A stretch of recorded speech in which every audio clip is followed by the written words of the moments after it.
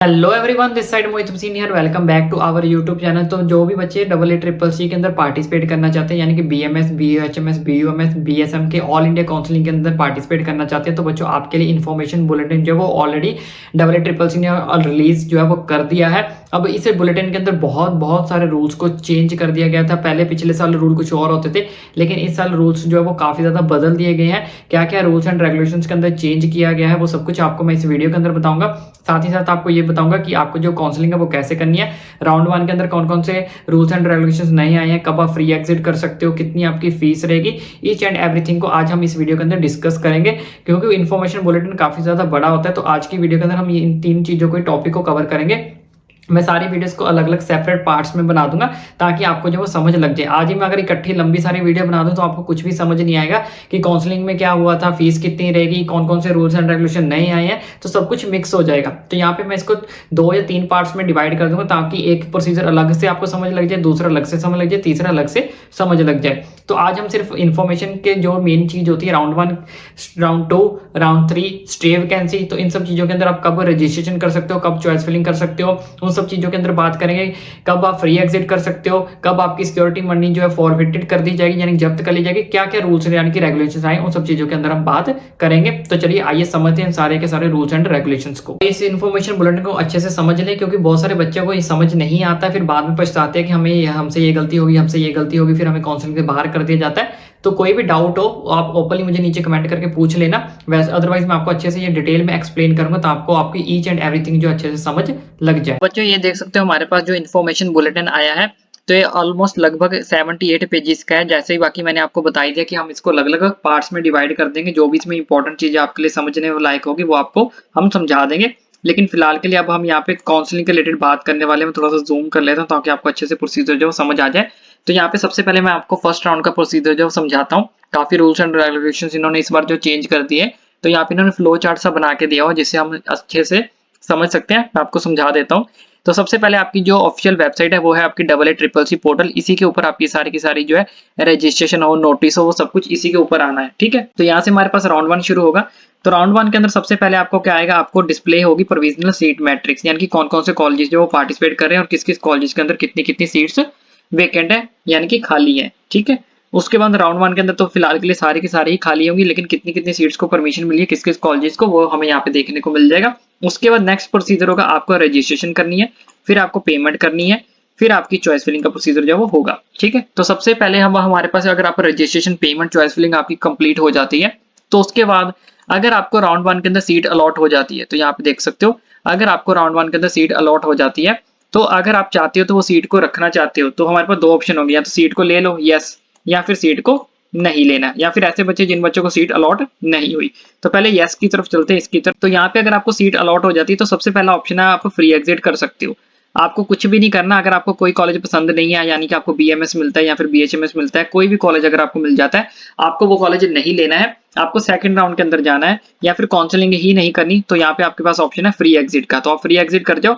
इस केस में आपकी सिक्योरिटी अमाउंट जो वो जब्त नहीं होगी। ठीक है, तो दूसरा ऑप्शन है, या फिर अगर आपको कॉलेज पसंद है तो आप कॉलेज को अलॉट कर लो, इंस्टीट्यूट, या फिर अपग्रेड भी करना है तब भी आपको क्या करना पड़ेगा, इंस्टीट्यूट को ज्वाइन करना पड़ेगा। ठीक है, तो यहाँ पे ज्वाइन द अलॉटेड इंस्टीट्यूट। अब आपको ज्वाइन कैसे करना है, आपको जो कॉलेज मिला है आपको उस कॉलेज के अंदर जाना पड़ेगा, उनकी फीस जो वो पे करनी पड़ेगी, यानी कि 8 डॉक्यूमेंट सबमिट करने पड़ेंगे, सारा A to Z प्रोसीजर जो वो करना पड़ेगा। अब इसके बाद यहाँ पे दूसरे नंबर पे क्या है, अगर आप इंस्टीट्यूट को ज्वाइन कर लेते हो, यहाँ पे ज्वाइन द अलॉटेड इंस्टीट्यूट, तो यहाँ पे आप सारे डॉक्यूमेंट्स वगैरह सबमिट करने के बाद अगर आप चाहो तो उनको बोलो कि मुझे अपग्रेड के लिए जाना है, उसको बोलते हैं विलिंगनेस। यहाँ पे देख सकते हो विलिंगनेस के लिए उनको बोलना है अपग्रेडेशन फॉर राउंड 2, कि मुझे विलिंगनेस के लिए जाना है, यानी कि मुझे कॉलेज क्या करना है, अपग्रेड करना है। ठीक है, अपग्रेड का ऑप्शन तभी आपको मिलेगा, इसके पहले आपको जो भी कॉलेज मिला है वहां पे आपको जाना पड़ेगा, डॉक्यूमेंट्स वगैरह सबमिट आपको करवाने पड़ेंगे, या तो फिर फ्री एग्जिट कर जाओ। फ्री एग्जिट करने के बाद सीधा सीधा आप राउंड 2 के अंदर क्या कर जाओगे, पहुंच जाओगे, इसमें आपको कुछ नहीं करना, या फिर काउंसलिंग छोड़ दो, दोनों ऑप्शन है। उसके बाद इफ ये यहाँ पे ये ऑप्शन हमारे पास नया आया है, इस चीज को ध्यान से समझना है। लेकिन उससे पहले एक चीज और आपको समझा देता हूँ, अगर आपको कॉलेज पसंद आ गया, मान लो फर्स्ट राउंड में ही आपको जो कॉलेज मिला है वो आपको पसंद आ गया, तो कुछ नहीं करना। तो यहाँ पे आप देख सकते हो continue study in round 1 joint institute, जो भी आपने इंस्टीट्यूट ज्वाइन किया है आपने वहां पे जाके अपनी स्टडी को कंटिन्यू कर लेना है। तो आपका प्रोसीजर अब यहीं पे खत्म हो गया। अब ये प्रोसीजर यहाँ पे एक नया आया है जो पहले पिछले साल तक नहीं था।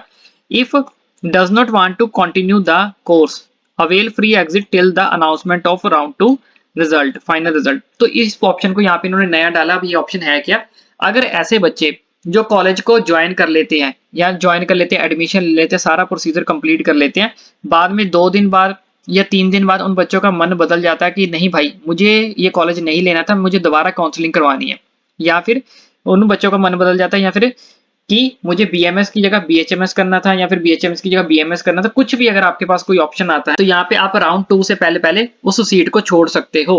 ध्यान से समझ लो, कॉलेज को लेने के बाद ये ऑप्शन यहाँ पे दिया गया, अगर आप कॉलेज ले लेते हो, एडमिशन करवा लेते हो, एडमिशन लेने के बाद अगर आपको लगता है कि नहीं मुझे किसी और स्टेट में जाना है या फिर कहीं दूसरे कोर्स में जाना है, तो आप यहाँ से राउंड 2 शुरू होने से पहले यानी कि राउंड 2 का रिजल्ट आने से पहले पहले आप उस कॉलेज को जो है वो छोड़ सकते हो। इस चीज में यहाँ पे साफ साफ इस चीज को मेंशन किया गया है। तो यहाँ पे अच्छे समझ लो, एक तो आप फ्री एग्जिट कर सकते हो यहाँ से, कि फ्री एग्जिट के 2 ऑप्शन है, या तो काउंसलिंग छोड़ दो या फिर आप सीधा सीधा जो भी आपको कॉलेज मिला है वो आप छोड़ दो, सीधा सीधा आप राउंड 2 के अंदर क्या कर जाओगे, पहुंच जाओगे।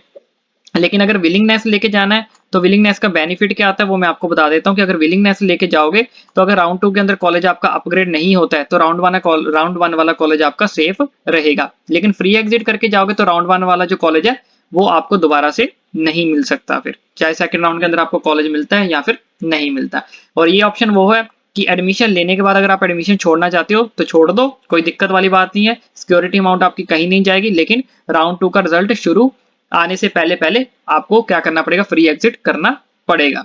ठीक है, अब जिन बच्चों को सीट नहीं मिली, यहाँ पे आ जाते हैं 9 वाले ऑप्शन में, जिन बच्चों को सीट नहीं मिली वो सीधा सीधा round 2 round 3 straight vacancy round के लिए क्या कर सकते हैं, पार्टिसिपेट कर सकते हैं।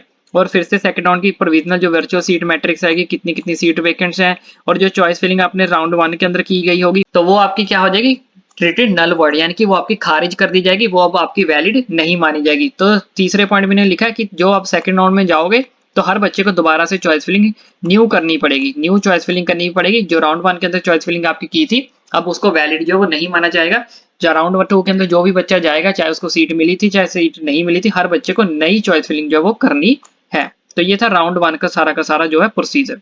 ठीक है, अब जो यहाँ से बच्चे विलिंगनेस लेते हैं तो यस ये सीधा सीधा यहाँ पे क्या पहुंच जाएंगे, राउंड 2 के अंदर वो भी पार्टिसिपेट कर सकते हैं जिन बच्चों ने विलिंगनेस यानी अपग्रेड के लिए डाला था। तो चलिए बच्चों अब समझिए सेकंड राउंड को। सेकंड राउंड थोड़ा सा ध्यान से समझना, मैं इसको थोड़ा सा और जूम कर लेता हूँ। तो यहाँ पे आप देख सकते हो ये हमारे पास आ गया सेकंड राउंड। तो सेकंड राउंड के अंदर जो बच्चों ने राउंड 1 के अंदर रजिस्ट्रेशन नहीं की थी तो वो सेकंड राउंड के अंदर रजिस्ट्रेशन करवा सकते हैं। चॉइस फिलिंग तो हर बच्चे को करनी है, चाहे आप नए आए हो चाहे आप राउंड 1 से आए हो। ठीक है, अगर राउंड 1 में जो बच्चे ऑलरेडी रजिस्टर कर चुके हैं उनको दोबारा से रजिस्ट्रेशन नहीं करना है, तो यहाँ पे ये चीज को मेंशन किया गया है। बहुत सारे बच्चे इस चीज का मुझसे क्वेश्चन भी पूछते थे, तो आप देख सकते हो round 1 candidates need not register again. तो जो बच्चे ऑलरेडी रजिस्टर कर चुके हैं राउंड 1 के अंदर उनको दोबारा से कुछ भी नहीं करना है, उनको सिर्फ सीधा सीधा से क्या करनी है, चॉइस फिलिंग का ऑप्शन आपके सामने ओपन होगा।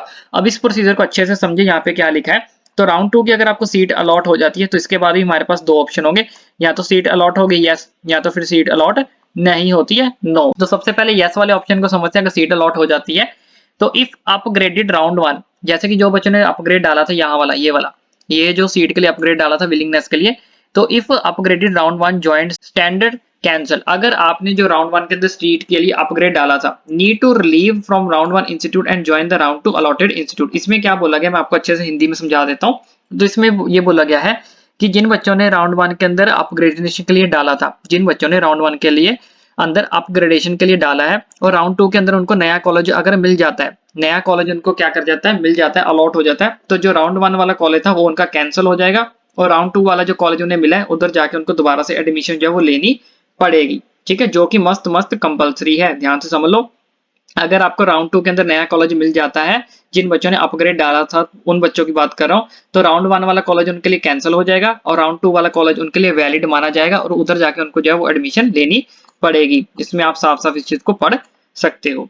अब अगर आप एडमिशन नहीं लेते हो, राउंड 2 का जो आपका राउंड 2 के अंदर आपको कॉलेज अलॉट हुआ है, अगर आप उसके अंदर एडमिशन नहीं लेते हो तो यहाँ पे देखो इफ नॉट रिपोर्टेड, अगर आप रिपोर्ट नहीं करते हो वहां पे तो counselling fee will be forfeited. तो आपकी जो काउंसलिंग फीस है वो आपकी फॉरफिटेड कर ली जाएगी, चाहे आपने 20,000 भरा था, चाहे आपने 10,000 भरा था, चाहे आपने 50,000 भरा था, जितना भी पैसा आपने भरा था वो सारा आपका क्या हो जाएगा, जब्त कर लिया जाएगा अगर आप सीट नहीं लेते हो तो, यानी कि रिपोर्ट नहीं करते हो। सेकंड रूल, ये तो फर्स्ट रूल। अब सेकंड रूल देखो, if withdrawn with forfeiture 3 days prior to commencement of round 3 can participate in round 3 survivor by paying complete fees again as per the eligibility criteria of that round. ऐसे बच्चे जो round 2 के अंदर seat छोड़ देते हैं, अभी मैंने आपको बताया कि जो बच्चे सीट छोड़ देंगे उनकी सिक्योरिटी अमाउंट क्या कर ली जाएगी, जब्त कर ली जाएगी, काउंसलिंग फीस आपकी जब्त कर ली जाएगी। लेकिन अगर आप चाहते हो तो आप राउंड 3 या स्टे वैकेंसी के अंदर दोबारा से पैसे दे के, दोबारा से सिक्योरिटी अमाउंट, दोबारा से रजिस्ट्रेशन करके आप राउंड 3 और स्टे वैकेंसी के अंदर पार्टिसिपेट कर सकते हो। ये सिर्फ उन बच्चों के लिए जो राउंड 2 के अंदर जिनको सीट मिल जाएगी, अगर वो सीट छोड़ देते हैं तो उस टाइम पे आपकी सिक्योरिटी अमाउंट चली जाएगी। लेकिन अगर आप चाहते हो कि मैं दोबारा पार्टिसिपेट करूं तो आप राउंड 3 स्टे वैकेंसी के लिए दोबारा पार्टिसिपेट कर सकते हो, कोई दिक्कत नहीं है। लेकिन आपको जो काउंसलिंग की फीस है वो दोबारा से पे करनी पड़ेगी। ठीक है, ये था दूसरा रूल। अब तीसरा रूल समझो यहाँ पे, if withdrawn with forfeiture between the period of 3 days before the commencement of round 3 and till the date of announcement of round 3 final result excluding that the final result date will be eligible for state UT counseling but ineligible for round 2 allotted institute CCC counseling withdraw their seats with forfeiture of 3 result will become ineligible for central UT council. बच्चों ये वाला जो rule है ये भी नया आया है, इसको भी आप अच्छे से समझना। मैं आपको बताता हूँ इसमें एक्चुअल में लिखा क्या है। इसमें क्या लिखा है कि अगर आप अपनी एडमिशन को विड्रॉ करते हो, अगर आप अपनी एडमिशन को विड्रॉ करते हो, तो अगर आप राउंड 3 शुरू होने से 3 दिन पहले अपनी एडमिशन को विड्रॉ कर लेते हो तो सिर्फ आपकी सिक्योरिटी अमाउंट को क्या किया जाएगा, जब्त किया जाएगा। क्योंकि कुछ बच्चे होंगे, यानी कि मान लो अगर आपको नीट काउंसलिंग में से कोई कॉलेज मिल गया, ठीक है, तो इस केस में क्या होगा कि बच्चे उधर भाग जाते हैं, तो आप भाग सकते हो, कोई दिक्कत वाली बात नहीं है। लेकिन इन्होंने यहाँ पे कंडीशन लिखी गई है, यहाँ पे देख सकते हो, यहाँ पे लिखा गया 3 days बिफोर, ये वाला मैं सर्कल भी कर देता हूँ।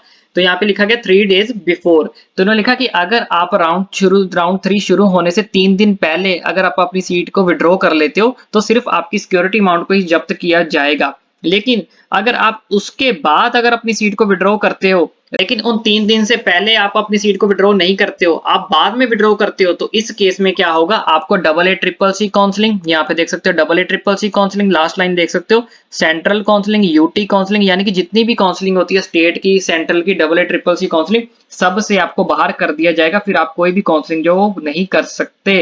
इस चीज का आपको खास करके ध्यान रखना। ये जो रूल होता था वह पहले राउंड 3 के बाद होता था, अब इसको राउंड 2 से पहले कर दिया गया है। आप सीट छोड़ना चाहते हो, राउंड 3 शुरू होने के 3 दिन पहले अपनी सीट छोड़ दो, सिक्योरिटी अमाउंट जाएगी सिर्फ। लेकिन उसके बाद छोड़ोगे तो सारी काउंसलिंग से बाहर हो जाओगे, चाहे वो स्टेट की या सेंट्रल की, कोई भी काउंसलिंग से आप नहीं कर पाओगे। और अगर आपको कुछ भी नहीं करना है, यानी कि अगर आपको जो राउंड 2 के अंदर कॉलेज मिला है वो आपसे सेटिस्फाइड हो, आपको अच्छा लग रहा है, सब कुछ करना है, तो आपको यहाँ पे देख सकते हो ज्वाइन द अलॉटेड इंस्टीट्यूट, आप जाओ अपना अलॉट कर लो, इंस्टीट्यूट को ज्वाइन कर लो। लेकिन जो बच्चे अपग्रेड करना चाहते हैं, राउंड 2 वाला कॉलेज भी उनको पसंद नहीं आया, या फिर ऐसे बच्चे हैं जो अभी अभी राउंड 2 के अंदर आए थे, उनको कॉलेज मिला है, उनको राउंड 2 वाला कॉलेज पसंद नहीं है, तो आप अगर अपग्रेड के लिए जाना चाहते हो तो आपके लिए अपग्रेड का ऑप्शन भी यहाँ पे खुला है। लेकिन उससे पहले आपको ज्वाइन तो करना ही पड़ेगा अलॉटेड इंस्टीट्यूट को, चाहे बच्चे अपग्रेड करना चाहते हो। ठीक है, तो यहाँ पे ये लिखा हुआ देखो, विलिंगनेस फॉर अपग्रेडेशन राउंड 3, अगर आप राउंड 3 के अंदर अपग्रेड करवाना चाहते हो, लेकिन उससे पहले आपको यहाँ पे देख सकते हो अलॉटेड इंस्टीट्यूट के अंदर जो है उसको ज्वाइन जो है वो करना ही पड़ेगा। फिर आप विलिंगनेस के लिए वहां पे जाके बोल सकते हो कि मुझे राउंड 3 के अंदर अपग्रेड करवाना है। लेकिन जो बच्चे अलॉटेड इंस्टीट्यूट से खुश हैं तो उनको कुछ नहीं करना, यहाँ पे देख सकते हैं नो, उन्हें कुछ नहीं करना, सिर्फ कंटिन्यू करनी है स्टडी राउंड 2 ज्वाइंट इंस्टीट्यूट में। तो जो भी इंस्टीट्यूट आपको ज्वाइन हुआ है उनको विलिंगनेस के लिए नहीं बोलना, उनको सिर्फ जाना है कॉलेज में, अपने डॉक्यूमेंट्स देने हैं, तो आपकी एडमिशन कंफर्म्ड है, तो आप उस टाइम पे क्या हो जाओगे, बाहर हो जाओगे काउंसलिंग से। ठीक है, क्योंकि आपकी सीट तो कंफर्म्ड होगी। अब जो बच्चे विलिंगनेस के लिए अप्लाई करेंगे तो यस, उनको अब किस में जाना पड़ेगा, राउंड 3 के अंदर। लेकिन उससे पहले यहाँ पे कुछ और रूल्स एंड रेगुलेशंस है, ये समझ लो जिन बच्चों को अलॉटेड इंस्टीट्यूट नहीं हुआ, यहाँ पे 9 वाले बच्चों का ऑप्शन है, ये सारे के सारे, तो ये आप अच्छे से समझ लो। तो इधर वाला प्रोसीजर भी अच्छे से समझ लो, ये सारे का सारा प्रोसीजर वही है जो भी मैंने आपको अच्छे से समझाया, लेकिन इसमें 1-2 पॉइंट्स ही नए हैं, वो मैं आपको बता देता हूँ। जैसे if not allotted participate in round 3 stray vacancy round as per eligibility criteria, तो जो बच्चों को सीट राउंड 2 के अंदर नहीं मिली है, ठीक है, तो उनको राउंड 3 या स्ट्रे वैकेंसी राउंड में आपका एलिजिबिलिटी क्राइटेरिया क्या रहेगा, जिंदा रहेगा। आप राउंड 3 और राउंड 4 यानी कि स्ट्रे वैकेंसी राउंड के अंदर पार्टिसिपेट कर सकते हो। उसके बाद if not upgraded then round 2 rules, यानी कि जिन बच्चों की सीट राउंड 2 के अंदर अपग्रेड नहीं हुई है राउंड 1 से, ठीक है, admitted candidate after publication round 2 result, round 2 result के बाद जिन बच्चों की सीट जो है वो अपग्रेड नहीं हुई है, जैसे कि नेक्स्ट लाइन में लिखा if not upgraded continue to round 1 admitted seat can participate in round 3 by filling new choice, तो ऐसे बच्चे राउंड 3 के अंदर दोबारा से पार्टिसिपेट करके अपनी नई चॉइस फिलिंग जो है वो कर सकते हैं।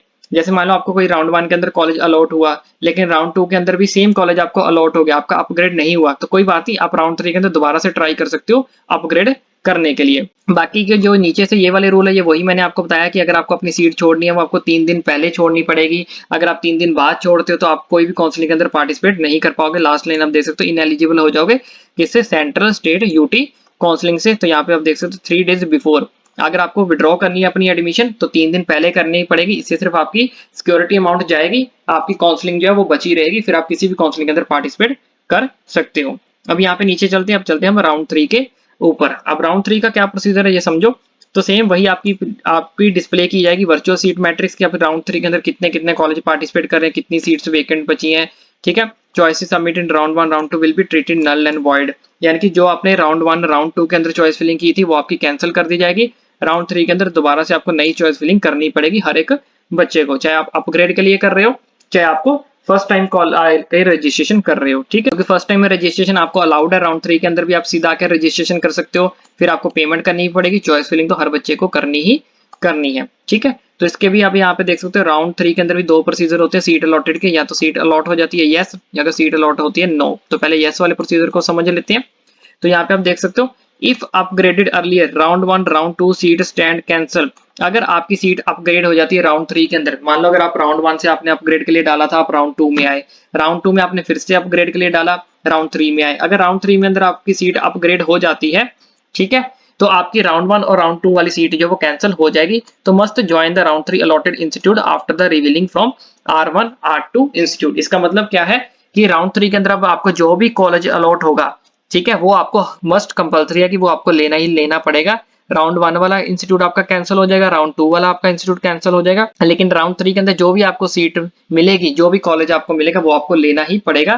तो राउंड 1 राउंड 2 के अंदर जो भी बच्चों ने कॉलेज के लिए अपग्रेड डाला था वहां पे आपको वापस जाना है, अपने डॉक्यूमेंट्स वहां से पिक करने हैं, और जो नया कॉलेज मिला है वहां पे लाके जो है सबमिट करने हैं, ठीक है।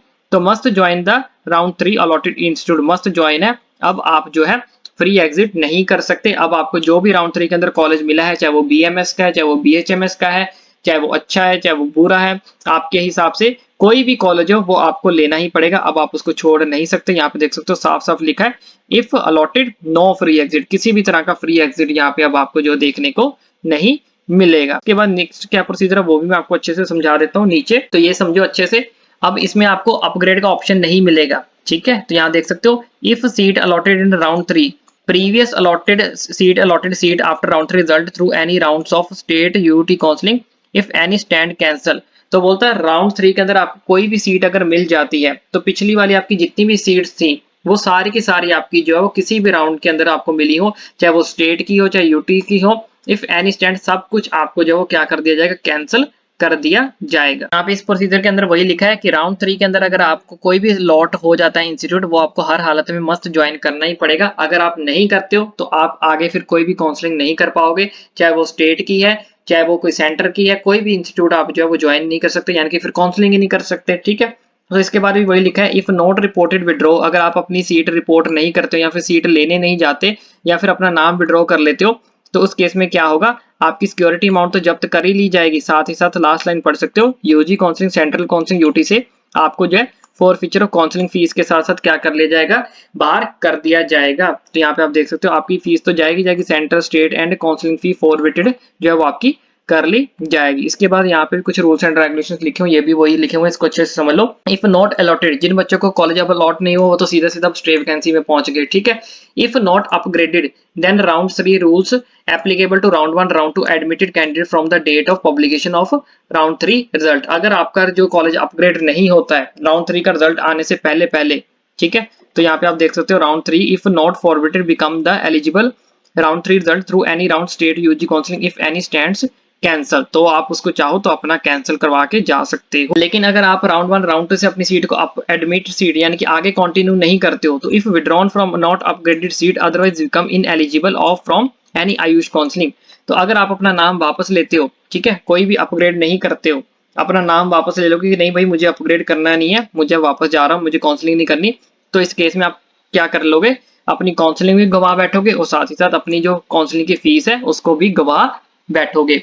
ठीक है। तो अब जिन बच्चों को सीट नहीं मिली वो बच्चे क्या करेंगे, वो तो सीधा सीधा यहाँ पे क्या पहुंच जाएंगे, स्टे वैकेंसी राउंड के अंदर क्या कर जाएंगे, पहुंच जाएंगे। तो यहाँ पे आप देख सकते हो submit undertaking for the stray vacancy round on the double A triple C portal that candidate does not hold any seat through any rounds of double tray. अब ये चीज ध्यान से इन्होंने बोला स्टे वैकेंसी राउंड में वही बच्चा आ सकता है जिस बच्चे के पास कोई भी सीट नहीं होगी। अगर कुछ बच्चे ऐसे हैं कि भाई मैं नीट काउंसलिंग भी कर रहा हूँ, मैं डबल ए ट्रिपल सी भी कर रहा हूँ, अगर आपको नीट की काउंसलिंग अगर आप उधर अपग्रेड के लिए डाला हो और आप double A triple C counselling भी कर रहे हो, तो वो बच्चे स्टे वैकेंसी राउंड के अंदर एलिजिबल नहीं होंगे। स्टे वैकेंसी राउंड के अंदर वही एलिजिबल रहेगा बच्चा जिसके पास अभी तक कोई भी सीट नहीं है, वो बच्चे एलिजिबल नहीं होंगे। या फिर जो दूसरी स्टेट में कर रहे हैं या फिर डबल ए ट्रिपल सी कर रहे हैं, कोई भी काउंसलिंग अगर कर रहा है यानी कि उसके पास कोई भी सीट नहीं होनी चाहिए किसी भी साइड से, ठीक है, खाली हो एकदम, आप खाली हाथ हो, तभी आप स्टे वैकेंसी राउंड के अंदर पार्टिसिपेट कर सकते हो। अब स्टे वैकेंसी राउंड के अंदर भी आप रजिस्ट्रेशन दोबारा से नई तरीके से करवा सकते हो, पेमेंट करनी पड़ेगी only during stay vacancy round 1। Stay vacancy round के अंदर ही आपको रजिस्ट्रेशन करेगी, इसके बाद आपकी रजिस्ट्रेशन बंद हो जाएगी। इसके बाद आप कोई भी किसी भी प्रकार की रजिस्ट्रेशन जो है वो नहीं कर सकते। तो यहीं पे आपकी रजिस्ट्रेशन होगी किसके लिए, government aided central university deemed के लिए। इसके बाद आपकी जो है रजिस्ट्रेशन बंद कर दी जाएगी। अब यहाँ पे देख सकते हैं no upgradation from round 1 round 2 round 3 to stray vacancy. जैसे कि मैंने आपको बताया कि अब राउंड 1 राउंड 2 राउंड 3 के बाद आप अपग्रेड नहीं कर सकते। राउंड 3 के अंदर जो भी आपको सीट मिली है वो आपको लेनी ही पड़ेगी, मस्त कंपलसरी है। सीट छोड़ दोगे तो काउंसलिंग से बाहर हो जाओगे और साथ ही साथ सिक्योरिटी अमाउंट भी आपकी जो है वो चली जाएगी। तो कोई भी काउंसलिंग नहीं कर पाओगे फिर, ना स्टेट की, ना डबल ए ट्रिपल सी की, ना नीट की। तो स्टे वैकेंसी राउंड के अंदर कोई भी बच्चा अपग्रेड करके नहीं आ सकता, सिर्फ खाली हाथ आना है जिनके बच्चों के पास कोई भी सीट नहीं है। तो स्टे वैकेंसी डीम्ड यूनिवर्सिटी के लिए ये वाला आपका प्रोसीजर जो वो रहने वाला है। जो बच्चे डीम्ड के अंदर जाना चाहते हैं और जो बच्चे सेंट्रल यूनिवर्सिटी के लिए जाना चाहते हैं उनको, यानी कि गवर्नमेंट वगैरह के लिए जाना चाहते हैं, गवर्नमेंट उनको चॉइस फिलिंग करनी है। चॉइस फिलिंग करने के बाद जिनको अगर सीट मिल जाती है यस, तो उनको must join the allotted institute. तो कोई भी आपको इंस्टीट्यूट मिलता है, चाहे वो बीएमएस का है, बीएचएमएस का है, वो आपको हर हालत में जो है वो लेना ही पड़ेगा। इसमें भी आपका जो नो तो अलॉटेड फ्री एग्जिट, कोई भी फ्री एग्जिट आपका नहीं है, इसमें आप देख सकते हो। तो यहाँ पे अगर जिन बच्चों को सीट नहीं मिलती है तो वेट करो फिर सेकंड अलॉटमेंट का, आप सेकंड अलॉटमेंट का वेट कर सकते हो, ठीक है। नो अपग्रेडेशन, अब अपग्रेडेशन राउंड इसमें नहीं होगी कि कुछ बच्चे सोचेंगे स्टे वैकेंसी जो दूसरे राउंड होगा उसमें मैं अपग्रेड कर लूंगा, इसमें कोई अपग्रेड नहीं है। जो भी कॉलेज यहाँ पे आपको मिल गया ये वाला आपको लेना ही पड़ेगा। तो यहाँ पे देख सकते हैं no upgrade from stray vacancy round 1 to round 2, यानी कि 1 से राउंड 2 के अंदर आप कोई भी अपग्रेड नहीं कर सकते। और ये फिर से वही सीट लिखी है कि अगर आप सीट छोड़ते हो तो आपकी सिक्योरिटी अमाउंट जब्त कर ली जाएगी, आप सारी की सारी काउंसलिंग से बाहर हो जाओगे अगर आप रिपोर्ट नहीं करते हो, ठीक है। Stay vacancy round result through any round, तो आप कोई भी स्टेट यूटी काउंसलिंग के अंदर पार्टिसिपेट नहीं कर सकते, सारी जगह आपको कैंसिल कर दिया जाएगा। अब यहाँ पे स्टे वैकेंसी राउंड 2 आपका शुरू होगा, अलॉटमेंट सीट अलॉटेड, ठीक है। तो यहाँ पे can participate in state UT counselling, तो आप स्टेट यूटी काउंसलिंग में जो बच्चे हैं वो पार्टिसिपेट नहीं कर सकते। यहाँ पे देख सकते no can participate in state UT counselling, yes अगर आपको यहाँ पे सीट मिल जाती है, ठीक है, तो आप क्या हो जाओगे, if allotted no free exit, कोई भी आप फ्री एग्जिट नहीं कर पाओगे। और जिन बच्चों को सीट नहीं मिलती है तो वो पार्टिसिपेट जाके यहाँ पे कर सकते हैं, स्टेट काउंसलिंग में जाके पार्टिसिपेट कर सकते हो, यूटी काउंसलिंग में जाके पार्टिसिपेट कर सकते हो, जिन बच्चों को कोई भी सीट लास्ट राउंड के अंदर नहीं मिलती है। और जिन बच्चों को मिल जाती है यस हो जाता है जिनका, उनको must join the allotted institute और कोई फ्री एग्जिट का ऑप्शन नहीं रहेगा। अगर काउंसलिंग छोड़ोगे तो काउंसलिंग से बाहर हो जाओगे, वही सेम रूल यहाँ पे लिखा गया है, और सिक्योरिटी अमाउंट भी गवा बैठोगे, फिर कोई भी काउंसलिंग नहीं कर पाओगे। जिन बच्चों को कोई कॉलेज नहीं है तो यहाँ पे देख सकते हो can participate in state UT counselling, तो आप अपनी स्टेट में जाके फिर पार्टिसिपेट कर सकते हो। अच्छा यहाँ पे फी का प्रोसीजर समझ लो। तो अगर आप गवर्नमेंट कॉलेज या गवर्नमेंट एडेड या फिर सेंट्रल यूनिवर्सिटी नेशनल इंस्टीट्यूट के अंदर जाना चाहते हो, ठीक है, तो आपके जो है 1000 रुपीज आपकी जो है रजिस्ट्रेशन अमाउंट लगेगी। जो बच्चे यूआर ईडब्ल्यू ओबीसी एनसीएल से हैं और जो बच्चे एससी एसटी पीडब्ल्यूडी से हैं उनका 500 रुपया रजिस्ट्रेशन अमाउंट जो वो आपका लगेगा। और जो बच्चे डीम्ड यूनिवर्सिटी के लिए जाना चाहते हैं तो उनको 5000 रुपया पे करना पड़ेगा सारी की सारी कैटेगरी से के लिए, यानी कि आप किसी भी कैटेगरी से हो तो आपको 5000 रुपया पे करना पड़ेगा। अगर आप डीम्ड यूनिवर्सिटी के लिए जाना चाहते हो, गवर्नमेंट के लिए जाना चाहते हो तो 1000 रुपया ये यूआर ईडब्ल्यू ओबीसी के लिए, और एससी एसटी पीडब्ल्यू के लिए 500 रुपया। अब यहाँ पे बात कर लेते हैं आपकी जो सिक्योरिटी अमाउंट लगेगी। तो अगर आप गवर्नमेंट, सेमी गवर्नमेंट यानी कि एडेड के लिए और सेंट्रल यूनिवर्सिटी नेशनल इंस्टीट्यूट के लिए जाना चाहते हो, सारी की सारी कैटेगरी के लिए जो भी बच्चा है तो 20,000 रुपया आपका सिक्योरिटी अमाउंट है। और जो बच्चे डीम्ड यूनिवर्सिटी के अंदर पार्टिसिपेट करना चाहते हैं तो उनको 50,000 रुपया जो पे करना पड़ेगा सारी कैटेगरी के लिए। तो आप यहाँ पे देख सकते हो, तो 50,000 रुपया डीम्ड यूनिवर्सिटी के लिए आपकी सिक्योरिटी अमाउंट रहेगी। तो जो बच्चे government, semi government, central, national institute के जाना चाहते हैं तो उनके लिए 20,000 रुपया आपकी सिक्योरिटी अमाउंट जो वो रहने वाली है। तो यहाँ पे आप देख सकते हैं टोटल अमाउंट आपको 55,000 रुपीज पे करनी पड़ेगी। ठीक है, तो अगर आप UR EWS से तो आपको 21,000 रुपया पे करना पड़ेगा। कि SC ST से हो तो आपको जो है 20,500 रुपया जो यहाँ पे करना पड़ेगा। और इसमें जो आपका 1,000 रुपया वो नॉन रिफंडेबल होगा। सिक्योरिटी अमाउंट आपकी जो है वो आपकी क्या रहेगी, रिफंडेबल रहेगी। यहाँ पे देख सकते हो। तो बच्चों ये थे सारे के सारे रूल्स एंड रेगुलेशन जो आपको पता होने चाहिए, क्योंकि अगर आपको ये सब पता नहीं होंगे तब आप किसी भी तरह से काउंसलिंग के अंदर पार्टिसिपेट नहीं कर सकते और कहीं ना कहीं गलती कर दोगे फिर आपको जो काउंसलिंग से बाहर कर दिया जाएगा। पिछले साल बहुत सारे बच्चों को ऐसे किया भी गया था, फिर बाद में बच्चे जो है वो रोते हैं सर ऐसा हो गया हमें पता नहीं था। तो इस चीज को देखने के बाद, अच्छे से समझने के बाद ही अब आपको डिसाइड करना है कि आपको काउंसलिंग के अंदर पार्टिसिपेट करना है। आपने AA ऑल इंडिया में करना है, स्टेट में करना है, स्टेट आयुष में, या फिर नीट काउंसलिंग के अंदर जो वो पार्टिसिपेट करना है। और चॉइस फिलिंग की आपको टेंशन नहीं लेनी है। चॉइस फिलिंग मैं आपको बताऊंगा कि आपको जो चॉइस फिलिंग है वो कैसे करनी है। बस आपको चैनल को सब्सक्राइब करके रखो, क्योंकि इसके इन्फॉर्मेशन बुलेटिन के अभी बहुत सारे पार्ट्स आने जो वो बाकी है, बहुत कुछ अभी बताना आपको बाकी है, इसलिए चैनल को सब्सक्राइब करना ना भूलें।